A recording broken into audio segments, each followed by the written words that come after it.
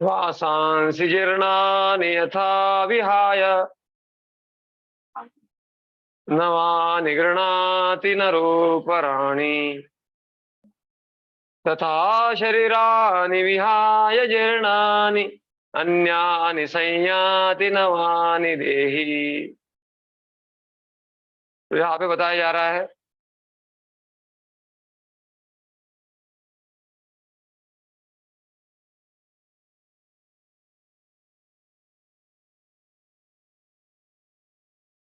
वही मैं चर्चा किया था, वासांसी जीर्णानि यथा विहाय।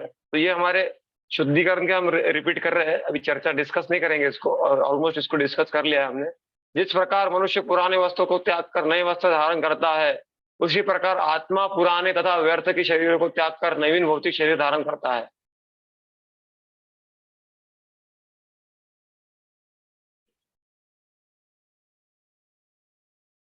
नैनं छिन्दन्ति शस्त्राणि नैनं दहति पावक न चैनं क्लेदयन्त्यापो न शोषयति मारुतः। यह आत्मा न तो कभी किसी शास्त्र द्वारा खंड खंड किया जा सकता है, न अग्नि द्वारा जलाया जा सकता है, न जल द्वारा भिगोया जा सकता है, और वायु द्वारा सुखाया जा सकता है।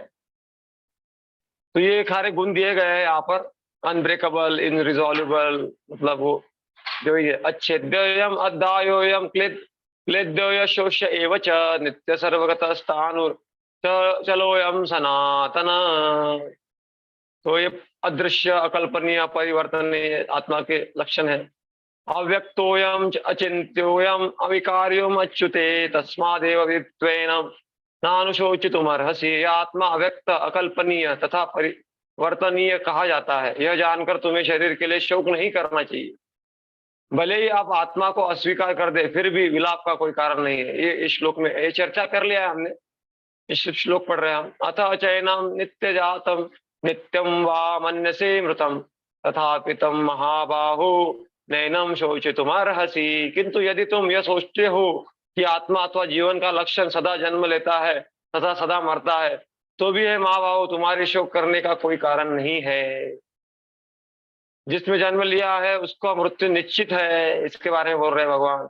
जातस्य हि ध्रुवो मृत्यु ध्रुवम जन्म तस्य च तस्मात् परिहारार्थे न त्वं शोचितुमर्हसि। जिसने जन्म लिया है उसको उसकी मृत्यु निश्चित है, और मृत्यु के पश्चात पुनर्जन्म भी निश्चित है। अतः अपने अपरिहार्य कर्तव्य पालन में तुम्हें शोक नहीं करना चाहिए। सभी सृजित प्राणी अपनी शुरुआत में अव्यक्त है, अपनी अंतिम अवस्था में प्रकट होते हैं, और नष्ट होने पर फिर अव्यक्त होते हैं। इसीलिए तुम क्या करो, विलाप नहीं करो। अव्यक्तादीनि भूतानि व्यक्त मध्यानि भारत अव्यक्त निधनान्येव तत्र का परिदेवना। तो यहाँ पे बताया गया है लुक। तो आत्मा का जो स्वरूप है, तो उसके बारे में बताया गया श्लोक के कि आश्चर्यवत, आश्चर्य से देखते हैं सब। आश्चर्यवत पश्यति कश्चिदेनम आश्चर्यवत वदति तथैव चान्यम आश्चर्यवच्चैनमन्य शृणोति श्रुत्वाप्येनं वेद न चैव कश्चित्। आश्चर्य से देखते हैं आत्मा के। कोई आत्मा को आश्चर्य से देखता है, कोई इसे आश्चर्य की तरह बताता है, तथा कोई इसे आश्चर्य की तरह सुनता है, किंतु कोई कोई इसके विषय में सुनकर भी कुछ नहीं समझ पाता है। तो गुरु चाहिए समझने के लिए। एनालॉजी पर तो, लेकिन इसका मतलब नहीं है, ये सारा बहुत इंपॉर्टेंट पॉइंट है यहाँ पर, कि हम शरीर नहीं आत्मा है, तो शरीर को कभी कोई भी खत्म कर सकता है। ऐसा नहीं है। कोई बोलेगा कि मैं तो किताबें पढ़ा था, और जज के पास में जाएगा, कोर्ट के जज के पास में, मैं तो किताबें पढ़ा हूँ कि शरीर, हम शरीर नहीं, हम आत्मा है, तो इसलिए मैं उसके शरीर को खत्म कर दिया। तो फिर जज भी बोलेगा, ऑर्डर ऑर्डर बोलेगा, और बोलेगा कि मैं भी मानता हूं कि तुम ये शरीर नहीं हो, आत्मा हो, इसलिए तुम्हारे शरीर को भी खत्म कर देना चाहिए और फांसी पे चढ़ा देना चाहिए। तो इस प्रकार से ऐसा ये मतलब नहीं है। आत्मा का समझने का उद्देश्य है कि हम द्वंद्वों से ऊपर उठे और केवल स्वार्थ केंद्रित जीवन ना जिए, दूसरों के लिए मदद का एक माध्यम बने, कुछ अच्छे व्यक्ति बने, इसलिए आत्मा का ज्ञान है। तो तो क्या कंक्लूजन क्या है? शरीर में वास करने वाली आत्मा का कभी वध नहीं हो सकता, इसीलिए विलाप करने की कोई आवश्यकता नहीं है।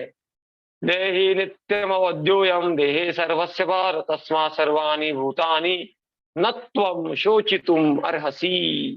हे भरतवंशी, शरीर में रहने वाली देह का कभी भी वध नहीं किया जा सकता, अतः तुम्हें किसी भी जीव के लिए शोक करने की आवश्यकता नहीं है। तो यहाँ पे आत्मा के अलग अलग कैरेक्टरिस्टिक दिए गए 30 दिए है, तो इसको आप देख सकते हैं। इटर्नल, नो चेंज, इंडेस्ट्रक्टिबल, मतलब शाश्वत है, उसमें परिवर्तन नहीं होता है, उसको खत्म नहीं किया जा सकता, वो उसमें क्या बोलते हैं, उसको सड़ता नहीं, गलता नहीं, उसको कोई मार नहीं सकता। इस प्रकार से और बहुत सारे हैं। तो यहाँ पे हम रुक जाते हैं। हम्म, तो कल और एक सेशन होगा, उसके लिए आप ज्वाइन कर सकते हैं। किसी का कोई प्रश्न होगा तो आप व्हाट्सएप पे पूछ सकते हैं, व्हाट्सएप के द्वारा। और कंटिन्यूटी रखेंगे तो आपको इंटरेस्ट आएगा। हरे कृष्णा। और गीता पढ़ी है, जो भी ज्वाइन कर रहे हैं वो गीता पढ़ना अनिवार्य है, जिसने नहीं पढ़ा है। गीता पढ़ने से फिर तात्पर्य में जाएंगे तो और उसमें बूस्ट मिलेगा, थोड़ा कृपा मिलेगा प्रभुपाद जी का। ठीक है, हरे कृष्णा। हरे कृष्णा। और वो वीडियो जिनका ऑफ है वो लोग वहां पे है कि उधर चले गए वीडियो कनेक्ट करके? अच्छा, है उधर ही है। क्योंकि कभी कभी उसका वीडियो ऑफ करने का उपयोग और दुरुपयोग दोनों है। तो आपसे आशा है कि आप उधर ही रहिए, वीडियो ऑफ करके इधर उधर मत घूमिए। ऑन करके, ठीक है। हरे कृष्णा। शिल प्रभुपाद की जय। हरे कृष्णा। जय।